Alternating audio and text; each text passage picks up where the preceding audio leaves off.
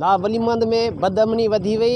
इते हफ़्तो अॻु मुख़्तलिफ़ ॻोठनि में 11 चोरियूं थियूं, जेके कलोई बिरादरी ऐं मुख़्तलिफ़ बिरादरियुनि जा माण्हू हिते नावलीमंद प्रेस क्लब आॾो एहतिजाजी मुज़ाहिरो करे रहिया आहिनि। अचो त उन्हनि खां पुछूं त उन्हनि जा कहिड़ा मुतालबा आहिनि। कुछ सोलंकी कलोई बुघिया बिरादरी के घरनि में घिड़ी लखनि जे तइदाद में रोक रक़म ऐं कई 5-7 तोला 10 तोला सोन जा ऐं उनखां पोइ को हथियार हुया, के मोबाइलूं हुयूं ऐं ॿियूं कुझु क़ीमती शयूं जेके खणी विया ऐं असां खोजी कुतनि जे मदद सां उहे पहिरां कंहिं जॻह ते पहुचाया आहिनि ऐं एफ आई आर बि दाख़िल कराई आहे।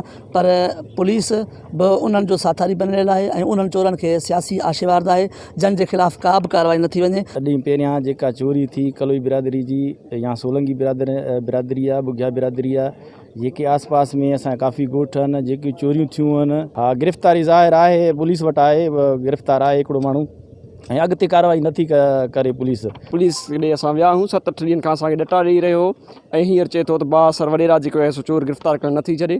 असांजो SSP खां मुतालबो आहे चोरनि खे जल्दी गिरफ़्तार कयो वञे। हिननि मुतालबो कयो आहे IG सिंध ऐं SSP शहीद बेनज़ीराबाद जनाब तनवीर हुसैन तुंजो खां त जेका चोरी थियल आहे तक़रीबन 11 ॻोठनि में 11 चोरियूं थियूं, 6 ॻोठनि में मुख़्तलिफ़ बिरादरियुनि जूं चोरी थियल लखें रुपया रोक रक़म ऐं सोना ज़ेवर जेके क़ीमती चोरी थिया उहे वापसि कराया वञनि, न त वधीक एहतिजाज जो दाइरो वधायो वेंदो।